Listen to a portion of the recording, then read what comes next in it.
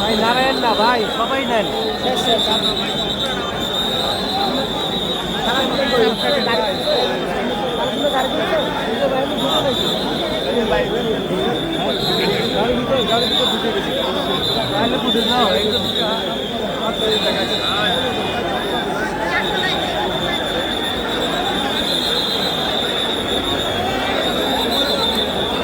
শুধু দর্শক দোয়া মোনাজাত শেষ করে এইমাত্র জনাব তারেক রহমান গাড়িতে উঠলেন এবং হাত নেড়ে নেড়ে শুভেচ্ছা জানালেন লক্ষ মানুষের। এখানে যেহেতু আজকে কবি কাজী নজরুল ইসলামের সমাধিস্থলের মধ্যে থেকে উনি গাড়িতে উঠলেন এবং রাস্তা পরিষ্কার করা হচ্ছে এবং এখানে উনি গাড়ি নিয়ে বের হবেন, রাস্তা ফাঁকা করা হচ্ছে আমি দেখতে পাচ্ছি।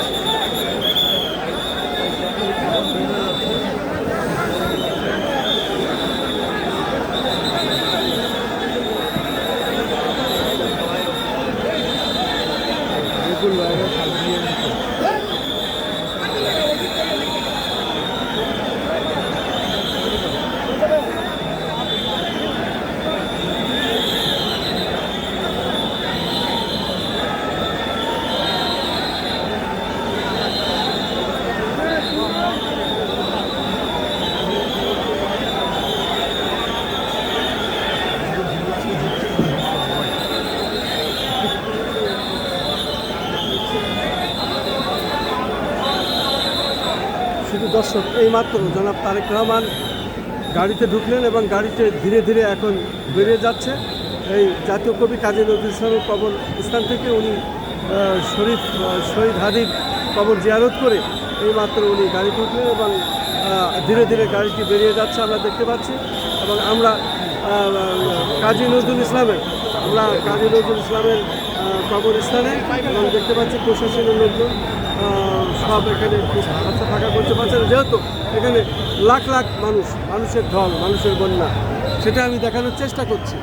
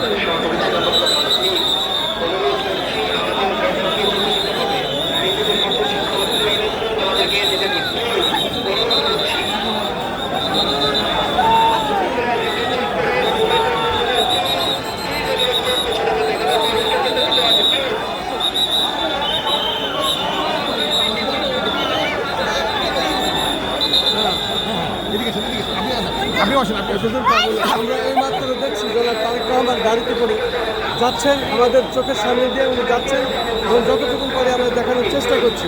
এখন আমরা কাজী নজরুল ইসলামের সমাধিস্থল থেকে এবং তার সামনে দোয়া মোনাজাত করে উনি এখন বেরিয়ে যাচ্ছেন, সেটাই দেখানোর চেষ্টা করছি।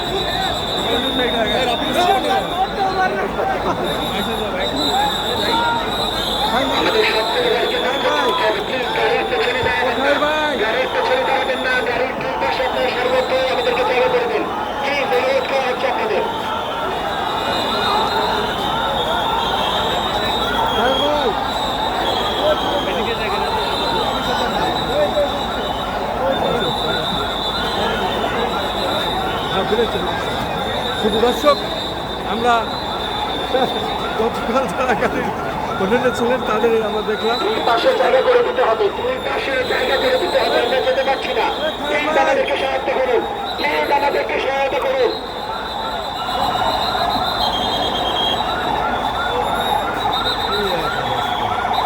ভাইদেরকে অনুরোধ করছি, আপনারা দুই পাশে নির্বাচন করুন, আপনাদের বাকি যারা আছে তাদেরকে ভেতরে নিয়ে নিন, রাস্তা ফাঁকা করুন, প্লিজ রাস্তা ফাঁকা করুন, আমাদেরকে আমাদের গন্তব্যে যেতে দিন। শুধু দর্শক, মানুষ আর মানুষ।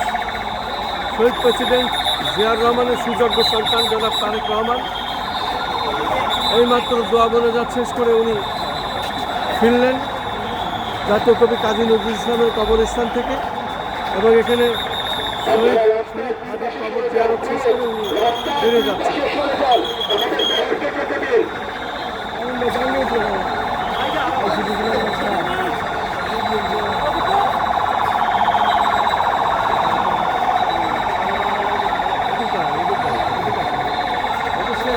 বোঝেন না,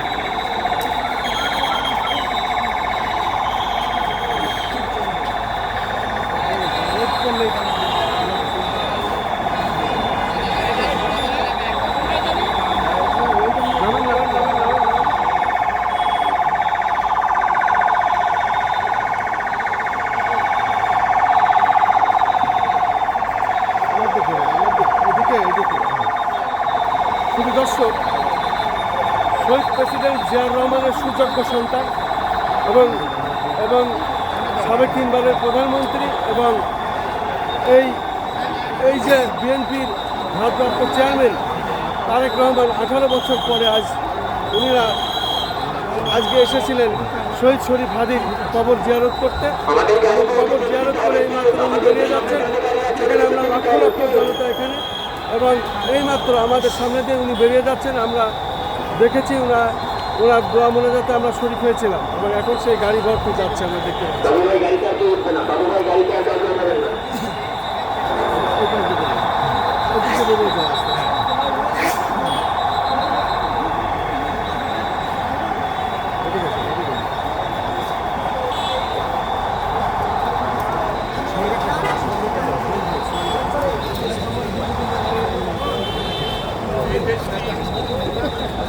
একটি আধিপত্যবাদী শক্তির রাডারের মধ্যে থেকে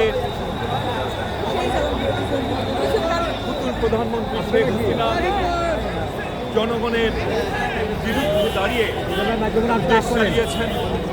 জনগণ তার ভোটাধিকার হারিয়েছিল, জনগণ তার সকল মৌলিক অধিকার হাতি জীবন দিয়ে সেই লড়াইকে এগিয়ে নিয়ে গেছেন, যে লড়াই এ দেশকে আমরা সোহেল ভাই বক্তব্য দিচ্ছেন কাজী নজরুল ইসলামের, আমাদের প্রিয় নেতা, যিনি আন্দোলন সংগ্রামের সাক্ষী রাজপথের, সেই সৈনিক। আমরা সবসময় ছিলাম রাজপথে, এবং সে এক সংক্ষিপ্ত আমাদের খুবই পরিচিত কাছের মানুষ সংক্ষিপ্ত বক্তব্য দিচ্ছেন সাংবাদিকদের সামনে।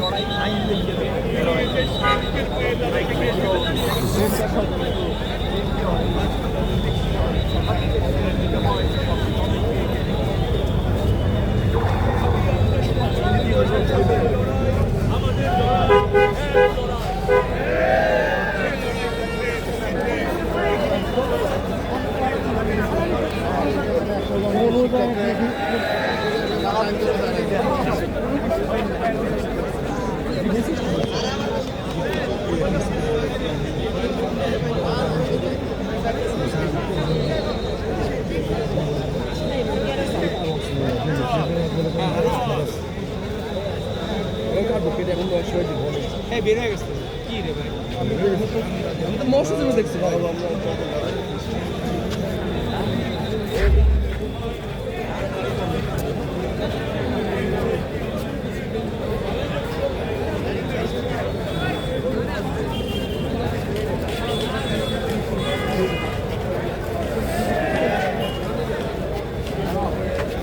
জনাব তারেক রহমান এইমাত্র গাড়ি বহন নিয়ে উনি এখান থেকে বেরিয়ে গেলেন।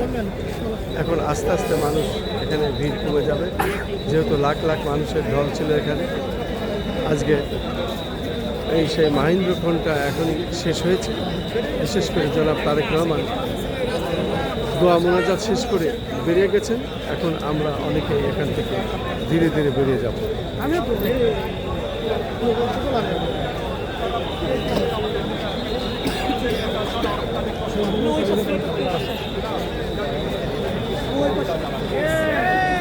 ভাইরা আমার, আমাদের কবি নজরুল যেমন আমাদের চেতনার উৎসবতা দাঁড়িয়ে থাকে, ঠিক তেমনিভাবে আমাদের জাতীয়তাবাদী লড়াইয়ের একজন সাহসী ঠিকানা, সাহসের বাতিঘর হয়ে আমাদের হৃদয়ের মাঝখানে থাকবে এবং অবশ্যই সেই ঠিকানামতোই আমাদের নেতা জনাব তারেক রহমান বাংলাদেশকে নিয়ে যাবে এমন একটি জায়গায় যে বাংলাদেশকে দেখে সবাই স্যালুট দিবে, যে বাংলাদেশের অগ্রগতি দেখে সবাই সম্মান জানাবে এবং কৌতূহলের সাথে দেখবে কীভাবে একজন নেতা, একজন জাতীয়তাবাদী নেতা একটি দেশকে কোথায় নিয়ে যেতে পারে, উন্নয়নের কোন শিখরে নিয়ে যেতে পারে, তাদের এক্সাম্পল তৈরি করবেন আমাদের নেতা জনাব তারেক। ধন্যবাদ। হ্যাঁ, যান যান।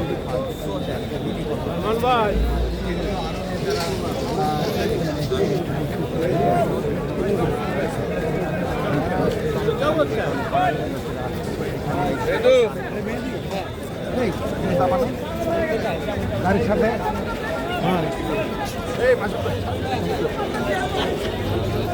ধরছি। হ্যাঁ, আপনি করবেন। আমি ওই ভুল করি নাকি? আমি যেখানে ম্যান, বোঝেন না,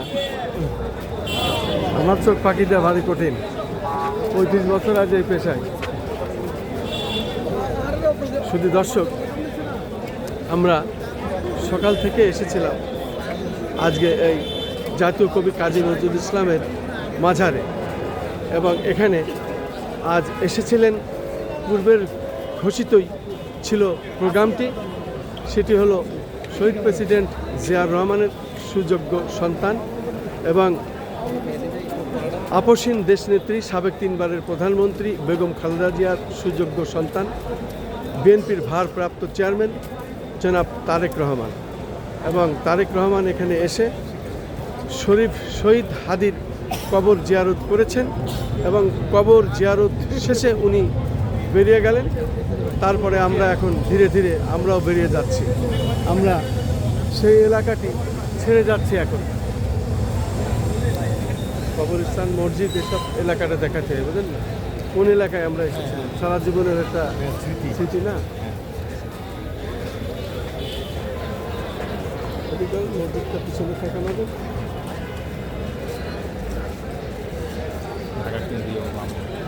ঢাকা কেন্দ্রীয় জাতীয় মসজিদ এবং বিশেষ করে এটা হলো আমাদের এই ঢাকা বিশ্ববিদ্যালয়। এই মসজিদের পাশেই আমাদের জাতীয় কবি কাজী নজরুল ইসলামের কবর দেওয়া হয়েছে এবং উনি বলেছিলেন মসজিদেরই পাশে আমার কবর দিও ভাই। সেই জাতীয় কবি কবর এখানে, এবং সেই জাতীয় কবির কবরের পাশেই আবার কবর দেওয়া হয়েছে শহীদ হাদির, এবং সেই শরীফ হাদির কবর জিয়ারত শেষে তারেক রহমানের সঙ্গে আমরা যে দোয়া অনুষ্ঠানে শরীক হয়েছিলাম, এখন আমরা কাজ শেষ করে আমরা ফিরে যাচ্ছি। আমরা সকলের কাছে দোয়া চাই এবং আমরা আগামী রাষ্ট্রনায়ক এবং আগামী দিনের প্রধানমন্ত্রী হবেন তারেক রহমান, তার প্রতি আমরা বিশেষ সেই প্রত্যাশা এবং সেই দোয়া করেই আমরা আজকের মতো এখানেই শেষ করছি। আসসালামু আলাইকুম। আমি খন্দকার মাসুদুজ্জামান এবং আমার সঙ্গে আছেন সাবেক ছাত্র দলের সাবেক নেতা, সদস্য। হ্যাঁ, পুরা নামটা বলেন এবার আপনি। আপনার এবং কলেজের ছাত্র সংসদের আসন নির্বাচনে 91 আমি সহনাট্য সম্পাদক ছিলাম। আচ্ছা, আমি শহীদ জিয়ার সৈনিক, তারেক জিয়ার কর্মী, আর খালেদা জিয়ার কর্মী, আর তারেক জিয়ার সৈনিক। আমরা বিগত দিনে এই 17-18টি বছর যারা আমরা রাজপথে আন্দোলন সংগ্রাম ছিলাম, তার মধ্যে এই খায়ের ভাই একজন, এবং আমিও আমার পিতা ভাই হত্যা বাড়িঘর ছাড়া। তারেক রহমান দেশে ফিরেছে, এখন পর্যায়ক্রমে রাষ্ট্র ক্ষমতায় আসবেন, উনি প্রধানমন্ত্রী হবেন, তখন আমরাও দেশে ফিরবো, ন্যায় বিচার পাবো, এই প্রত্যাশায় আমরা আজও আশায় বুক বেঁধে আছি। তারেক রহমান ফিরে আসাতে আমরা উজ্জীবিত হয়েছে, তারেক রহমান ফিরে আসাতে সারা দেশের মানুষ আজকে উজ্জীবিত হয়েছে, সবাই আশায় বুক বেঁধে আছেন। প্রত্যেকেই ঘরে ফিরবেন আস্তে আস্তে এবং তারপরে ন্যায় বিচার পাবেন, এবং সেই ন্যায় বিচারের প্রত্যাশায় আমরা আজও আশায় বুক বেঁধে আছি। আজকেও আমরা সেই একই কথা বলছি, আমরা যেন ন্যায় বিচার পাই, প্রত্যেকেই যেন ন্যায় বিচার পায় এবং যার যার বাড়ি ঘরে আবার ফিরে যেতে পারে, এটা আমাদের প্রত্যাশা। এই বাংলাদেশের বাঙালি যারা শহীদ প্রেসিডেন্ট জিয়াউর রহমানের আদর্শে বিশ্বাসী ছিলেন, যারা শহীদ প্রেসিডেন্ট জিয়াউর রহমানের হাতে গড়া জাগদল থেকে বিএনপি করেন, সেই পরিবারের আমরা একজন। আমার ভাই বীর মুক্তিযোদ্ধা, বিশিষ্ট রাজনীতিবিদ এবং বড় মাপের ঠিকাদার, পানি উন্নয়ন বোর্ড এবং এলজিইডির খন্দকার রবিউজ্জামান শিপার, উনি ছিলেন সাংগঠনিক সম্পাদক, তাকে নির্মম নৃশংসভাবে হত্যা করা হয়। এবং আমার আব্বা বীর মুক্তিযোদ্ধা, উনি খুলনা অঞ্চলে যুদ্ধ করেছিলেন, উনি বীর মুক্তিযোদ্ধা রকনউদ্দিন জামান, এবং আমার মা উনিও বীর মুক্তিযোদ্ধা খন্দকার আঞ্জুমান আরা বেগম, ওনারা খুলনা অঞ্চলে যুদ্ধ করেছিলেন। যেহেতু আমার আব্বা পানি উন্নয়ন বোর্ডে খুলনা অঞ্চলে চাকরি করতেন, ওই সময় যুদ্ধের সময় ওই এলাকায় উনি যেহেতু ব্রিটিশ আমলে পুলিশে চাকরি করতেন, ওনার অস্ত্রের ট্রেনিং জানা ছিল, অস্ত্রের ট্রেনিংগুলো উনি দিতেন। এগুলো আমরা চাই আমার বাবা মাকেও আবার যেন যথাযথ সম্মান দেওয়া হয়। ওনারা মৃত্যুবরণ করেছেন, তারপরে ওনারা সার্টিফিকেট নেননি, অতএব ওনাদের সার্টিফিকেট এই ধরনের সারা বাংলাদেশে অনেকের আছে, তাদেরকে যথাযথ মুক্তিযোদ্ধার সার্টিফিকেট যেন দেওয়া হয়, আমরা এই দাবি করছি। এবং সেই সাথে আমার বড় ভাই বীর মুক্তিযোদ্ধা খুরশুজ্জামান বাবু, উনিও একজন বীর মুক্তিযোদ্ধা। আমরা প্রত্যেকেরই সারা বাংলাদেশে যারা মুক্তিযোদ্ধার সাথে সম্পৃক্ত ছিলেন তাদের আমরা যথাযথ সম্মান এবং মুক্তিযোদ্ধার সার্টিফিকেট দিতে চাই সদস্য। সেই সাথে আমি আরও বলতে চাই, এই যে জুলাই আন্দোলনে যারা আমরা ছিলাম, বিশেষ করে ফ্যাসিস্ট শেখ হাসিনার বিতরণের সময়, খেদানোর সময়, এই রাজপথে আন্দোলন সংগ্রামে আমরা সবসময় একসাথে ছিলাম। তখন কিন্তু আমরা মৃত্যুর সাথে একেবারে সামনাসামনি হয়ে আমরা কাজ করেছি, পেশাগত দায়িত্ব পালনও করেছি, আহত হয়েছি। এবং ঢাকা মুগদা মেডিকেল কলেজ হাসপাতাল আমি প্রায় 1 মাস আইসিইউতে ছিলাম এবং মৃত্যুর সঙ্গে পাঞ্জা লড়ে তারপরও আল্লাহ আমাকে বাঁচিয়ে এনেছে। আমি চাই এই জুলাই যোদ্ধা যারা ছিলেন, বিশেষ করে ফ্যাসিস্ট আওয়ামী লীগ এবং 14 দলীয় জোট, এবং সেই সাথে যারা আমি দোসর, তাদের বাদ দিয়ে এদেশের প্রত্যেককেই জুলাই সনদ দেওয়া হোক এবং জুলাই সম্মান দেওয়া হোক। যেহেতু এই দেশের বৃদ্ধ আবাল বনিতা সকলেই এই আন্দোলন সংগ্রামে অংশগ্রহণ করেছিলেন এবং তাদের কারণেই আজকে এই বৃহৎ আন্দোলন হয়েছিল এবং এই বিপ্লব ঘটেছিল। তারপরে শেখ হাসিনা পালিয়ে যেতে বাধ্য হয়েছিল, তা না হলে সম্ভব ছিল না। তাই আমরা চাই প্রত্যেককেই জুলাই সনদ দেওয়া হোক। আমি খন্দকার মাসুদুজ্জামান আজকের মতো আমি জাতীয় কবি কাজী নজরুল ইসলামের কবরস্থান থেকে শেষ করছি। আসসালামু আলাইকুম।